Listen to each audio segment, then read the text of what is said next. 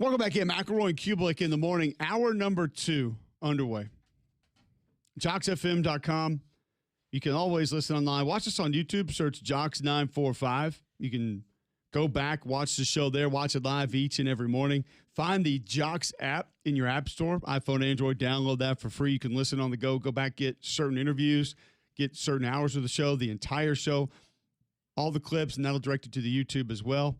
Or just tell your home smart speaker to enable the Jock skill. Bill Smith Buick GMC is the GMC Dealer of the Year, the national champion of GMC dealers. All you gotta do is take the short drive to Coleman. You'll understand why. So many deals on the lot to be had. Like a Buick Encore GX Sport Touring Edition, more than 20% off sticker. It's over $30,000 here locally. If you just take the short drive up to Coleman, you'll save $6,200+ get you out the door for just under $24,000 to $23,940. It's deals like that that keep people coming back. There's a reason why 75% of their business is repeat customers. That's because you have a better experience when you shop with Bill Smith. Take the short drive up to Coleman. You'll be glad you did. You can also shop online, have it delivered right to your driveway at Bill Smith Buick, GMC.com. All right, quickly some feedback coming in from you guys. Then we'll move on and talk some scheduling. Jolly tweets in, for Texas Tech, it's fun and games until the kid throws a game or gets caught shaving points. My opinion is it's Texas Tech that should be worried. I wouldn't trust that kid as my quarterback. A lot of people associated with Texas Tech are betting their reputation on this. I don't know if that's a play on words or not. I don't really know where to go with that. I do think it's something that you have to consider as a possibility, Greg. Like Joey McGuire said, he's dealing with an issue. He's trying to recover from that issue. You laid it out perfectly. Where's the finish line on that? Where's the completion point on that? We don't know. No. There's no way to definitively know. Hamilton tweets in, did Lane really leave his team in the playoffs? Felt like he was kind of forced to make a decision before he wanted to, and then forced out after he made his decision. Don't really give a rip about Lane, but if we're being honest. Well, if we're being honest, he could have coached his team if he wanted to. It would require him staying at his team. But could have coached his team if he wanted to. Correct. Okay. That's, I feel like for me, the only thing that needs to be discussed there. Confirm. Mark tweets in, good morning, guys. One thing I haven't heard anybody ask about this Texas Tech situation, and I know it had to be talked about, how are sports books supposed to put a line on any game that Sorsby play in? Not my expertise, Greg. I have read a few things from folks who cover gambling that have said they don't feel like they would alter anything if he did play for Texas Tech this fall. How would you even begin to think that they would manage that? I'm not sure I have the answer to that. I'm not an expert when it comes to line making or engaging with Vegas and how they set things and why they set things, but I honestly can't answer. I don't know. I have no idea how that would work. My thought would be that they would be off the board a lot of times, or at least certain things would be. His personal numbers, I'm not sure they would want any part of that. That's just me, and I'm not an expert on gambling. I don't really know. Chuck tweets in, if McGuire ends up playing Sorsby this season, and then in a year or two he gets fired, how difficult do you think it would be for him to get a job? Will he be blackballed knowingly played a player who gambled? No, I don't think so. Because I think you're going to be able to have a real conversation with him behind the scenes, and I think I know what it would sound like. But that's just me personally. I'm not going to go into what I think that conversation is, but I don't think that a lot of this is his doing on the forefront. Would you agree with that? Totally. Yeah. And as you stated before, he's a guy that is very well respected. He's very had well success. Respected. And this is a situation that I don't feel like Joey McGuire can right now put his foot down and say, we are not doing this. He can't, because he has people that are paying his paycheck that are invested, I'm imagining.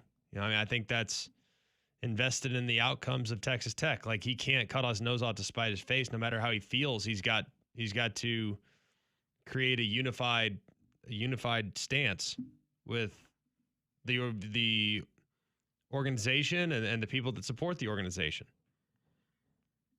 It's going to be wild to see. All right, we have kick times that are beginning to leak out for Auburn and Alabama. We'll get to a few of those before we move on to a little bit of a different discussion. Greg, tell our listeners about Crocker Moving Services. Well, Crocker, they're a local company owned by an Iraq War veteran, Eric Crocker. Crocker believes in hiring movers you can trust to complete full background checks and run drug tests on every single employee. These are good guys.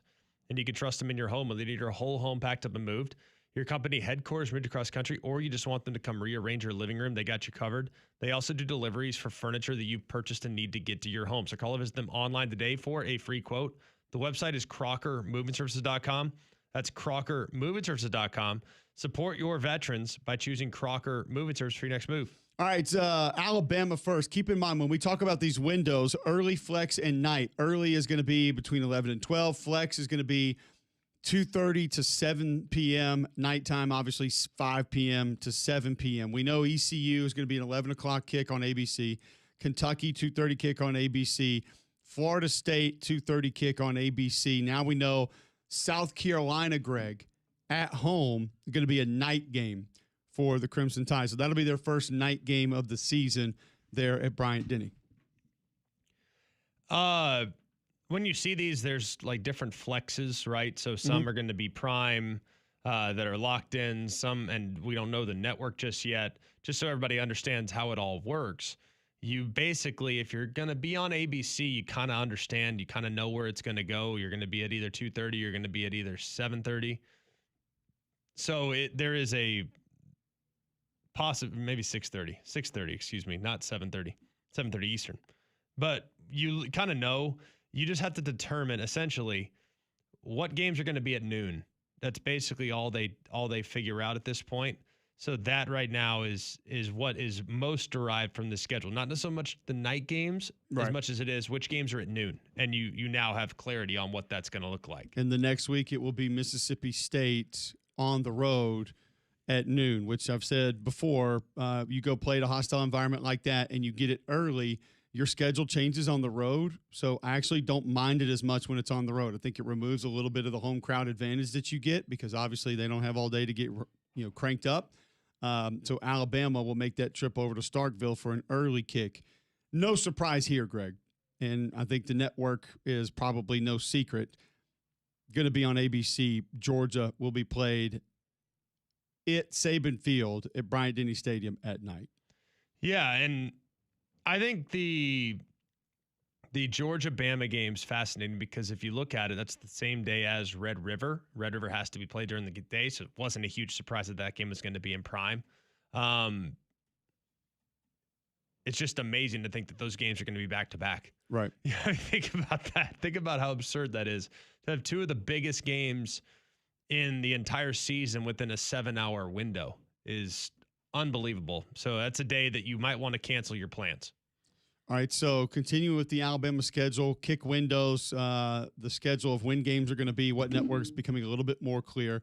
Next will be Tennessee on the schedule. That's at Neyland, but it's a flex game, so you're looking at probably 2:30 or 7 for this Tennessee game, third Saturday in October. We know what that game means, the rivalry, and we've seen some classics both at night and at 2:30 on CBS, which would now be on ABC. For sure. And if you look at what else is on that week, you got Auburn, Georgia that same week. You got Florida, Texas that same week. So a lot of good options that week for game times, kick times, and who's going to play where. You'll get another flex the next week and the next week. First, it'll be Texas A&M in Tuscaloosa, and then LSU at Tiger Stadium. You imagine that one will end up being at night. Yeah, I think it's highly likely that game will be at night, but then again, I could see it being at 2:30 too. I mean, there's a couple big games that day. 2:30 is obviously a great window as well, but night game more than likely, I would assume, for LSU. Just almost feels like that game should be a night game, just based on what it's been. Probably, in its but history. I mean, you got Georgia at Ole Miss. I mean, that could be a massive game as well. That could be in prime. That's probably more than likely at 2:30, but still, I mean, you can't really go wrong with either of those games. You also have Texas, Missouri, Texas A&M, South Carolina, Tennessee, Kentucky, Oklahoma, Florida, Auburn, Arkansas that week when you're just looking across the SEC schedule. Trip to Nashville to take on Vanderbilt at First Bank Stadium. That'll be an early kick for Alabama. So only their second early kick of the season, and both will be on the road. You get a 1 o'clock kick against Chattanooga on November the 21st, our last lettuce weekend.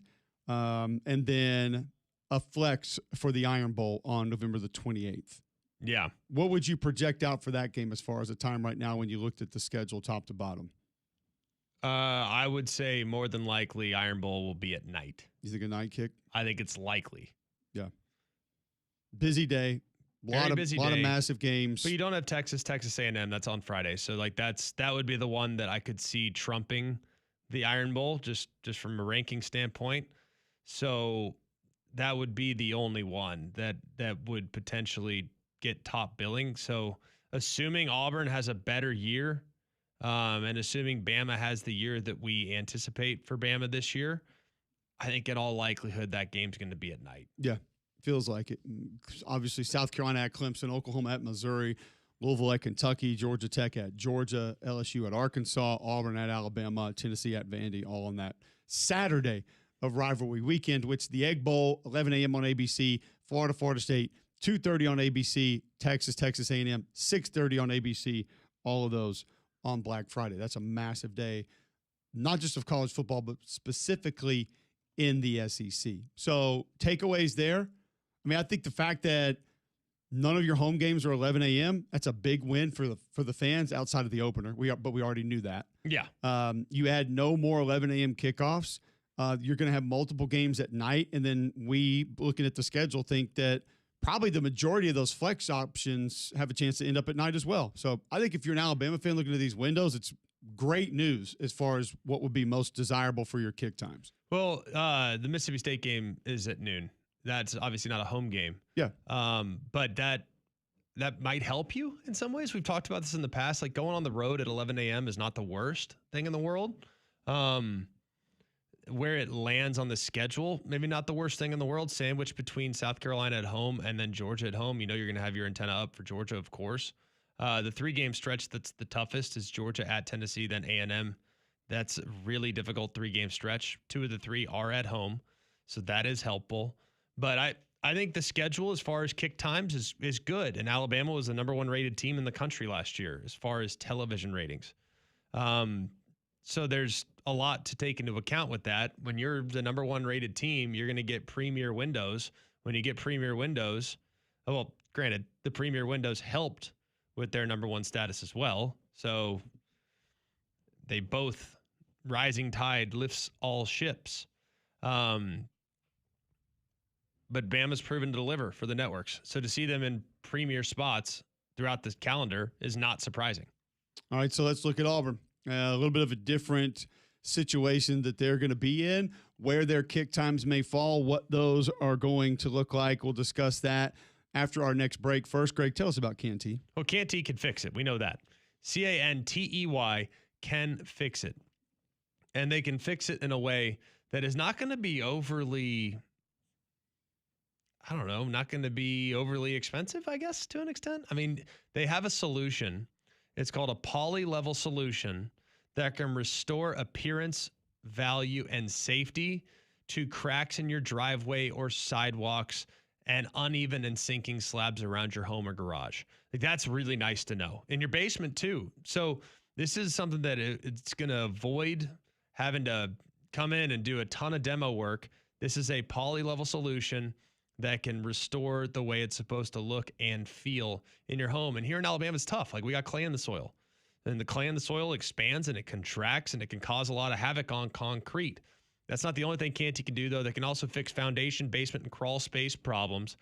So they'll come out, they'll do free inspections and estimates, and know that their work is backed by lifetime transferable warranty. So call them today at 205-509-3991 or go online at Canty, Cantey, canfixit.com. That's Canty, canfixit.com.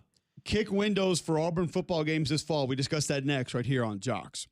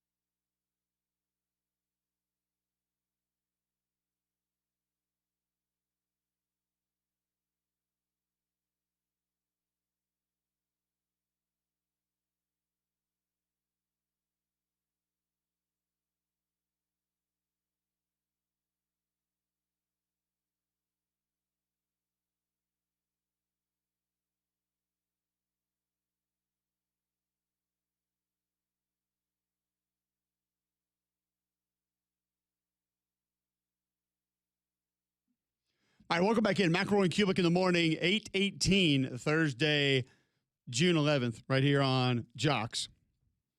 Plenty more to get to, including something from last night that we don't normally talk about that we need to hit a little bit later in the show. Kick times for Auburn football. 800-239-9569. You want to get in on any kick times, TV windows for Auburn, Alabama.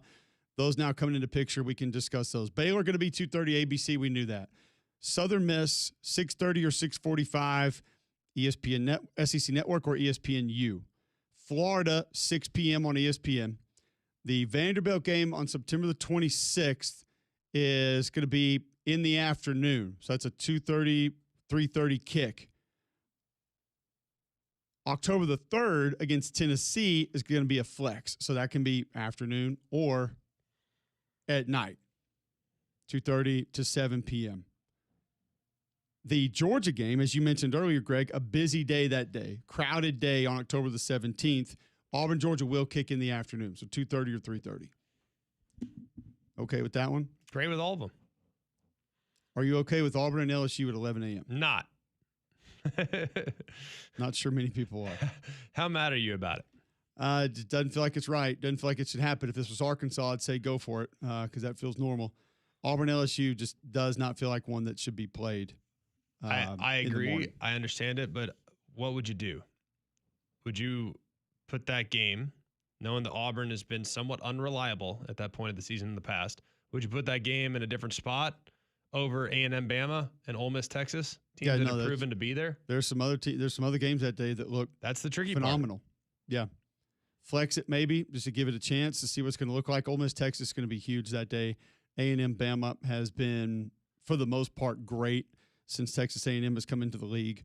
But you also have the ability to lock that one in, and you know you're going to get that game in that spot and don't have to worry about movement there. So some of it is, I guess, understandable, but just still feels weird. October 31st, Halloween, you get an early kick against Ole Miss. That one on the road, however. So you get an early kick against LSU, then you get an early kick on the road against Ole Miss, and then you get an early kick against Arkansas at home, which feels totally normal. I think we've seen Auburn, Arkansas in the Jefferson Pilot window about 100 times in our lifetimes. At least it feels like it. Fair. The bad part is you get another early kick the next week on the road against Mississippi State. So that's 4 consecutive kicks. Four consecutive kicks before noon, with an afternoon kick against Georgia leading into that. So basically, the end of October, most of November, you're going to be kicking during the day. And then the Iron Bowl of Flex, as we talked about, and you'll get Sanford at 2:30 on ESPN+. So I think your concern there, Greg, is you got a lot of early kicks. Lots. And you haven't been a desirable football team to watch the last couple of years, and until you prove that, the TV networks have to treat it that way. How do the Auburn fans feel about it in their response? Can't be great. They don't feel good about it, or they understand? I don't think it's a matter of whether or not you understand. You can understand it and not like it. Well, you don't have to like it. No one said you have to like it. No, they don't. I don't think they like it. Are people like, oh, the world's out to get us? Like, what's the stance on? I mean, I think Auburn fans understand. Based on you create some of these windows now because of what it has been, with a little bit of projection of what it could be. And even though it could be a lot better, I don't think people believe it's going to be elite this year. So therefore, there's a couple of games in those early windows that look a little bit better than yours. The only one that sticks out to me is the LSU game. Yeah. And you gave other options, yes, but I don't think the options are plentiful. And we know, also keep in mind, we didn't have this game last year. So you're kind of bringing it back a little bit, which I think makes it more exciting for both fan bases. So that's one that I look at and kind of say, man, that one's a little bit of a bummer, to be honest with you. Fair. It also, I get it. I don't think you should be happy about it. I think it just is the way it is. Like, you earn those windows, though. Like, in all reality, like, the windows are true meritocracy in some ways. And that sounds crazy, but like, ESPN is in the business of maximizing the ratings, and being on ABC at noon, taking a bite out of the Big Ten noon game potentially is really important for the company that's paying the bills. Yeah. So I don't think it's necessarily a reflection of like a lack of quality. That game's going to rate probably. probably going to rate pretty well, I would assume. So you should look at it, all right, as an opportunity. And hey, we'll earn our night games at 2:30. We'll earn our ABC games at 2:30. We'll earn our ABC games at 7:30, 6:30 local. Like, we'll earn those with good play. But at this point, you can't roll the dice because Auburn at week 8 the last couple of years has been what 4-4. Yep. I mean, so you got to earn those. You got to earn those spots. It's fair. It's totally fair. But we know what that stadium is going to be specifically for that game. I mean, there's a couple that environment's going to be amazing, and it could be better at night than it would be in the morning. So I think some Auburn fans would be disappointed about that. And then getting the early kick back to back to back with 2 of those 3 on the road, that, as we stated earlier, can almost work into your favor. You go to Mississippi State for an early kick, that can be of benefit. That's Davis Wade doesn't really get going the way that it could for a night game. Same thing with going to Oxford. And to also be fair, those are 2 easier trips. So therefore, you're getting back a little bit earlier and not long flights.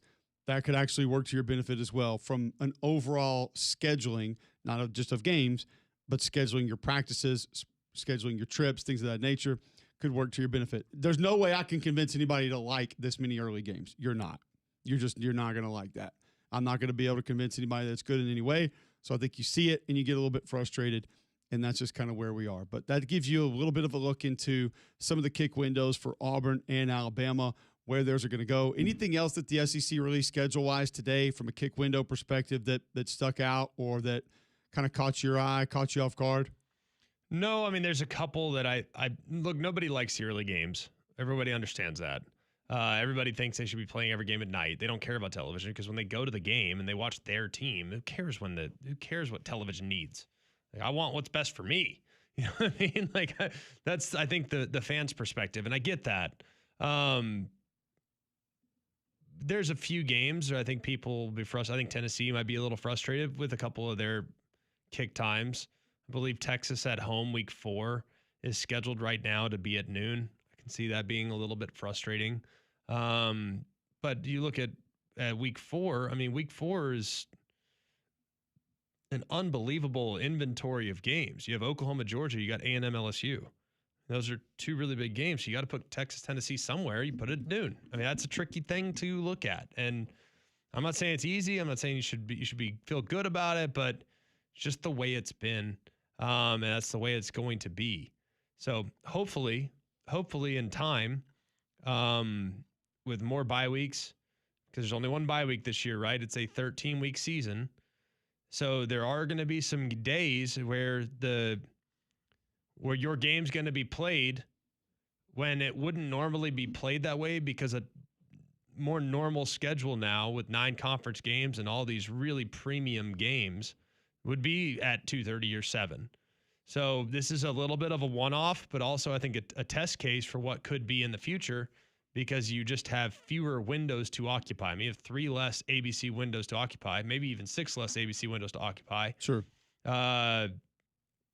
Because you have less weeks in the season. And keep in mind, this was designed to go ahead and do this now to avoid the late announcement of, say, an early kick or a super late kick. Sure. Where from a planning perspective, we can't make that happen in 6 days. Right.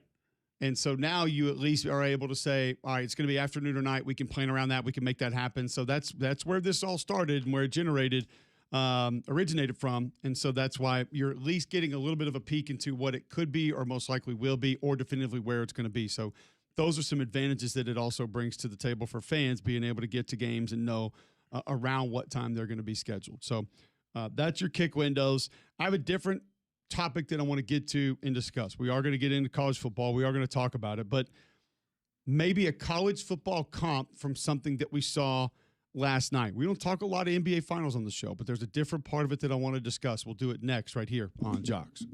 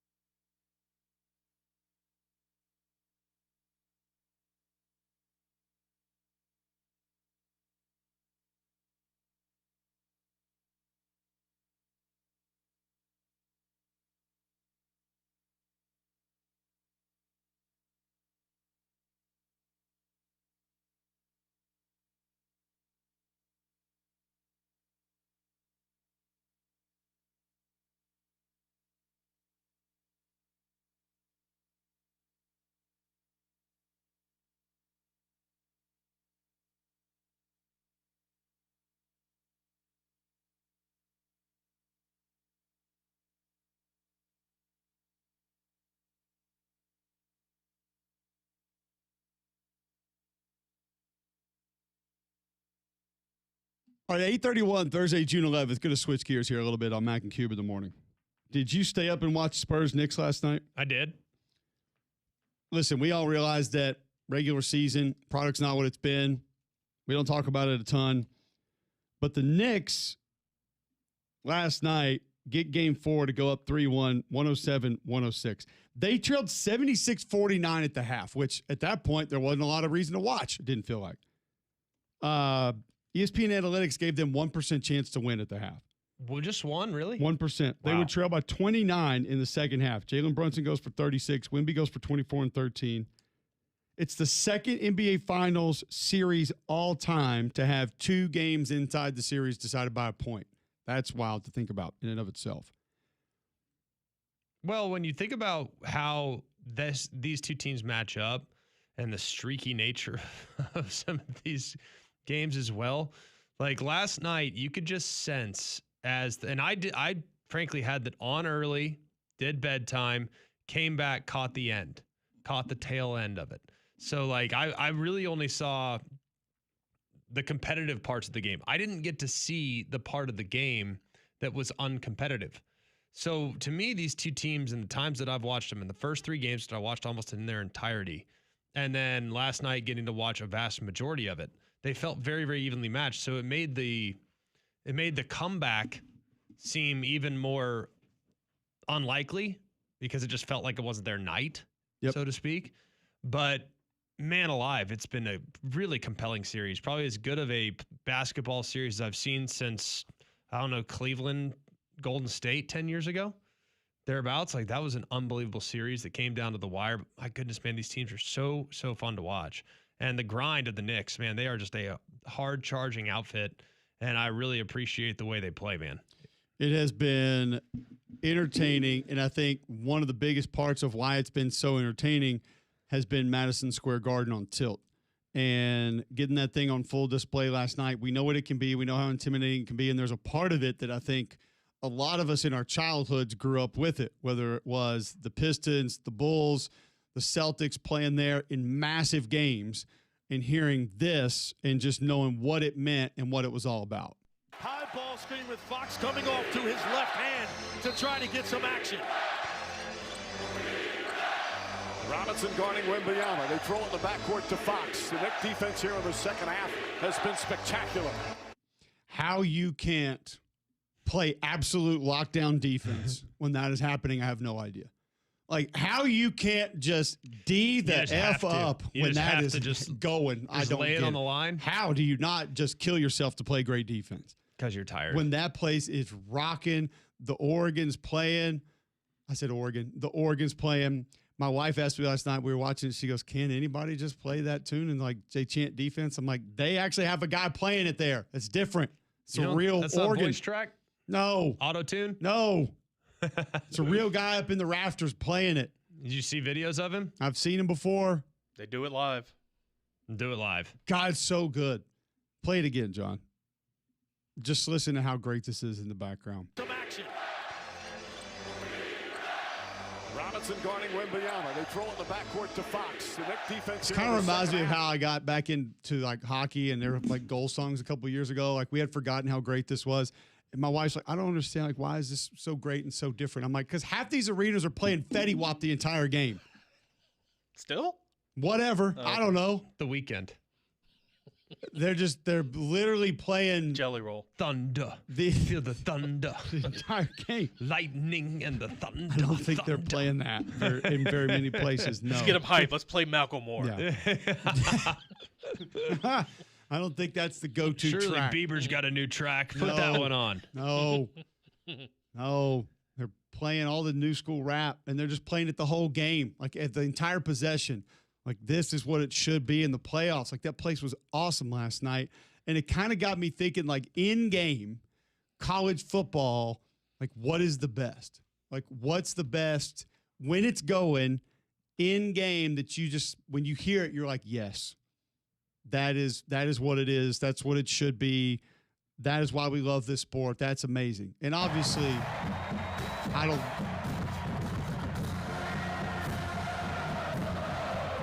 when that's going and that place is going and that team is going, in game, I know there are a lot of things like after a touchdown or pregame that are pretty awesome, but in game, Greg, Yeah. I don't know if there's anything that's better than this.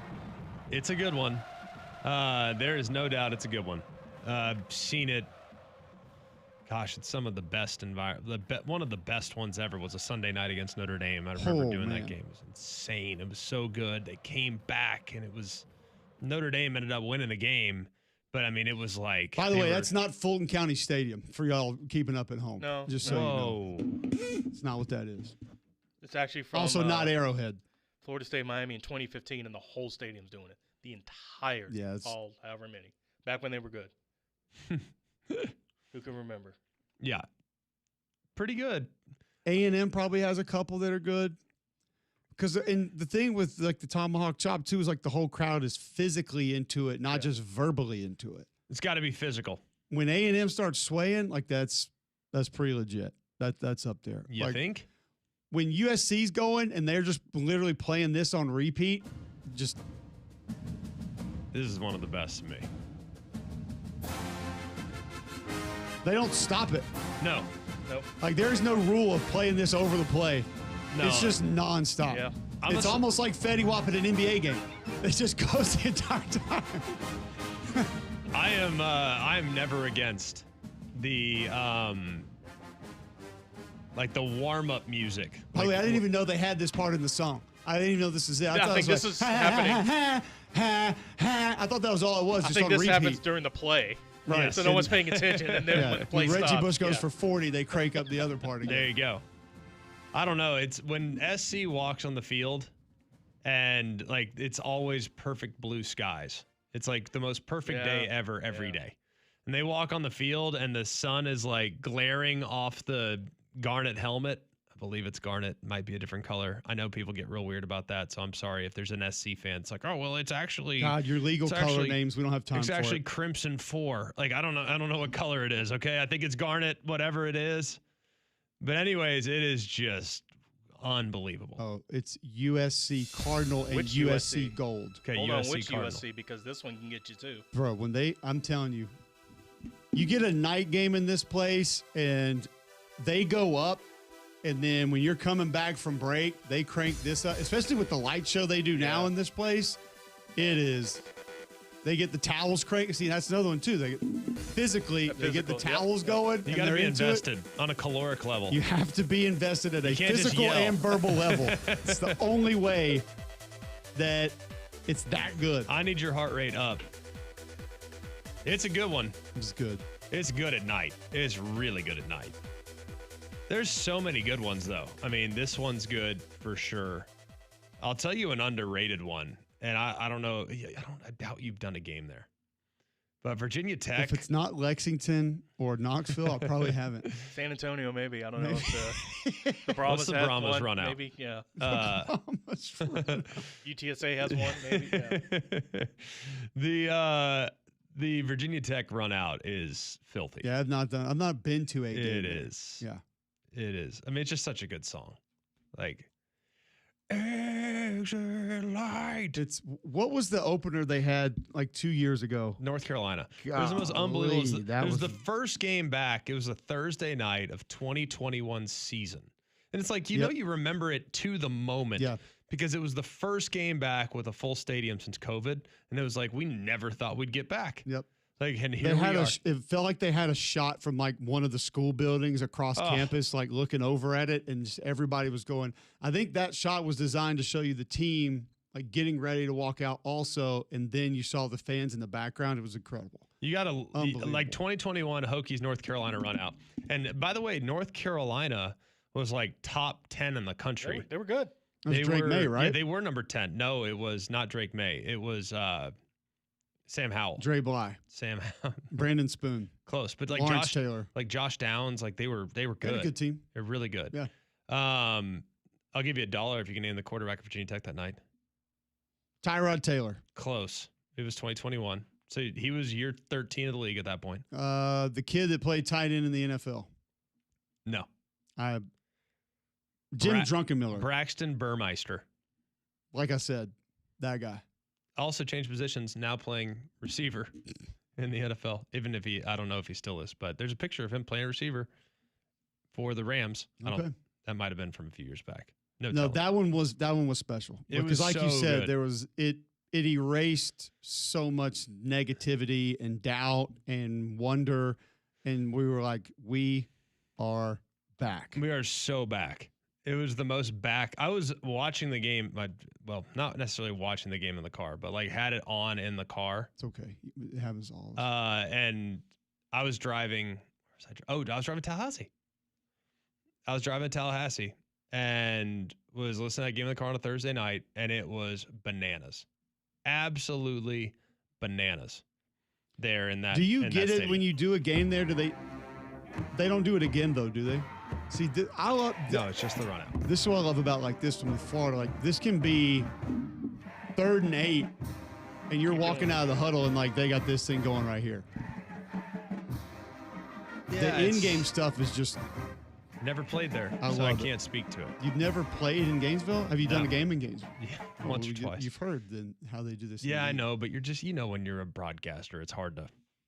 It's hard to absorb it. It's hard to take it in. I get it. In the same way, like you get to enjoy it on the field, like you feel it as a player. Like you're kind of removed in the booth, unfortunately. But I would also say the Chinese Bandits LSU. You mean neck? No. Oh. Chinese Bandits. I think there's a physical component to neck too. No, but it is. LSU's got a couple that when you hear it, it's like, yeah, and they get theirs going kind of in game as well, which makes it a little bit. They're better. a little bit like it too because most of their games are at night. I don't think I've done an LSU game during the day, like ever. So most of the games I've done at LSU have been at night, and when they run out and the sun's kind of setting. And they have the gold helmets, the yellow helmets, LSU gold 7 helmets, whatever color they are. You know what I mean? Like the gold helmets, yellow helmets, and the sun setting and the reflection. And as they all line up there in the end zone, right underneath the goalpost to run out, all you hear is wah, wah, wah, bum, bum, bum. wah, wah, wah. And it's like, oh boy, it's about to go down today. It's the best. It is. It's good. I'm trying to think of others. This is a little bit too much fun talking about stuff like this in college football right now. Shouldn't we be talking about No. Shouldn't we be talking about like lawyers and stuff? No, we shouldn't. We should keep talking about cool, fun college football. Finally, stuff. We are back. Items in college football that are entertaining and fun. I want people to remind us of more things in game, like that happen. I love the ones like this is what reminded me of it last night is just hearing that organ going and hearing the defense chant got off the charts last night. And I mean, specifically too, I think there was like 3 minutes left. And I thought one of the bigger possessions of the game was, I forget who tried to make the pass. It was intended for Castle. It got intercepted. They came down and Anthony Towns ends up going like one-on-one with Wemby. He makes a really weird like baseline shot and it cut it to 9. And I was like, they're not going to talk about that play, but that was massive right there to be able to cut that to a single-digit deficit at that point in the game. And then the defense kind of took over and they were able to come back and win. But that's when the defense chants really got off the charts. And I was thinking, which ones in college football in game are just incredible like this? That just, it can become so intimidating. I remember for me as a kid watching Notre Dame games, I almost felt like the fight song was that way. It was probably just because they were kicking the crap out of everybody they were playing and they actually only played it when they scored.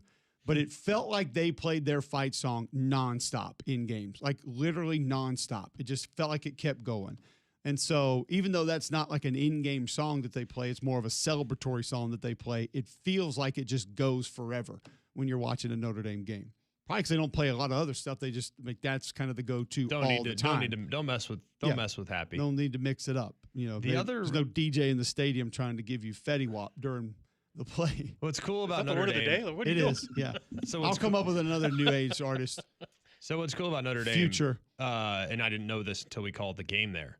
But you actually in the stadium, and everyone's going bananas. They show the prayer on the jumbotron. So like the live prayer that they're doing in the locker room before they take the field is being shown on the big screen, and they'll say Notre Dame, our mother, pray for us, that.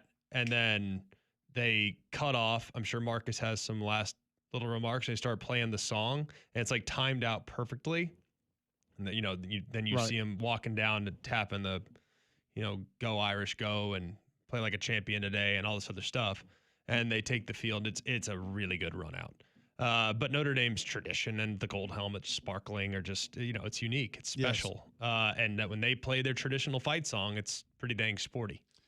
Jolly tweets in, LSU neck before the fans singing, bleeding into the broadcast feed. They got in trouble. It was awesome. Josh Owens tweets in, tomahawk chop at Truist Park, Game 6, 2021, when the Braves defeated the Dodgers 4-2 to make the World Series was epic. Josh, you're banned from the show.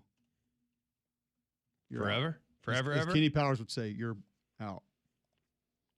Yeah, we have any tomahawk chop reference on this show will be dedicated solely to Doak Campbell Stadium. We have a dude texting in saying, y'all just football geeks. Braves tomahawk chant in the 90s with Crime Dog Ron Gannon. I was like, and I told him that the Braves literally What about when Leyritz went yard? How did it sound then? Whoops. Reminded him that the Braves literally use FSU's band's recording. Like, I've witnessed them do it. Don't tell them that, John. That's theirs. I did. It's in the text. They originated. They started that. Oh, they did in 1991. Brought to the Braves by Deion Sanders. No, that's theirs. They started that. No, not true. You didn't know that? Nope. They invented it. Ted Turner invented it in the studio with Mark Lemke. They came up with it on a Saturday afternoon. Love that. Great idea. Yeah. Keep coming in game moments that you love from college football teams that kind of get the people going, get it intimidating. Like we love jump around for Wisconsin. It's good. But it's once a game. It's and good. It's at the same moment every game. Like it can't be after. Sometimes it needs to be after a big play, after a big moment. Like you need it more than just once a game, I think, to be one of these things that we're talking about. I don't even know how to label what we're talking about. Just in-game theater inside college football stadiums. Which ones do we love? We'll continue discussing it next on Jocks.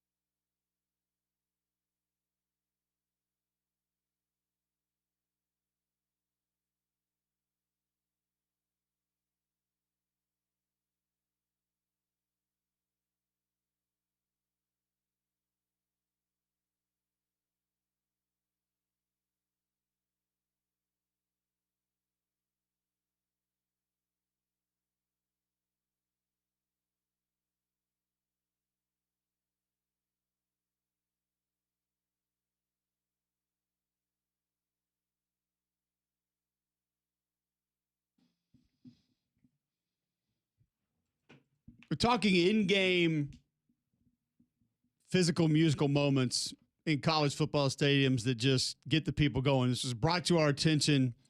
Well, it made me think of it last night watching Knicks-Spurs in the Garden. And when the organ gets going and the defense chant gets going, last night was as good as I've seen. Now, I'm not like a diehard Knicks fans that was, sitting on the edge of my seat when Carmelo was trying to get them through the first round of the playoffs. Still not? You're not? You haven't jumped on the bandwagon? You jumped on the Rangers bandwagon a couple years ago. And that You're was a fun. Yankee fan. You are like a New York guy. Hate the Jets, have nothing for the Giants. I did appreciate them knocking off the Bills, which became America's team in the NFL when I was in middle school, and thankfully that put an end to that. Back to being America's team, I might add. Everyone loves the Bills. There are some bandwagon Bills fans right now. I don't know about bandwagon. Like, if you're a Bills fan or a Jets fan, you're a glutton for punishment. Like, I don't know. Like, if you're volunteering your fandom to go in that direction, yeah, you've at least seen your team win championships. There used to be Who Let the Dogs Out would have qualified for this. Oh, heck yeah. In Starkville. Oof. Now, that would have been one of the more annoying ones. No, you got to bring it back. That they had. Speaking of which, that's Tennessee and third down for what? That was a fail. Yeah. I didn't think it was that bad. Like, in the day, it was ripping. You wouldn't. That's right on par for you. That and Chingy, neck and neck. Right there. Not LSU neck, like just this close. Yeah. You guys are haters. I'm trying to think, like, I will say this is not as near as intimidating or as cool.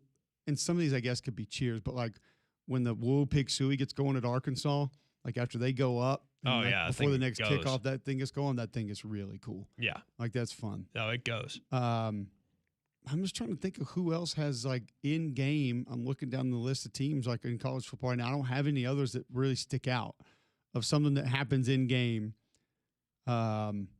We have one text from Case in Birmingham. Penn State, third down, Mo Bamba. Is that the a little They bit do of get, I mean, it gets loud. Yeah. It's not super original, but. Did you say a little bit of Monica? Yeah, and that Mo Bamba? No, I think that's Mambo number 5. Oh, okay. Well, I don't know. Love where you're at, though. By the way, if anybody tries to make Mambo number 5 go in the middle of a football game, they should have their program discontinued on the spot.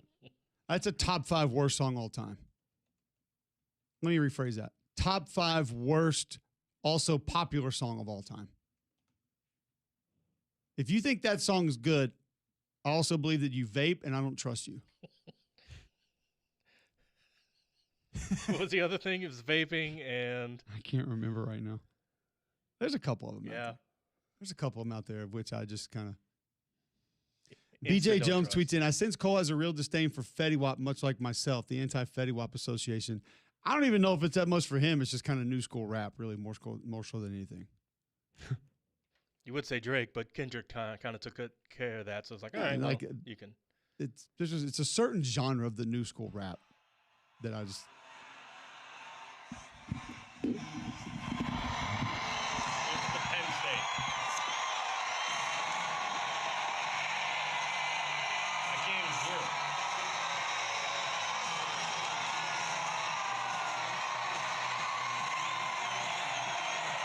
Oh, that one.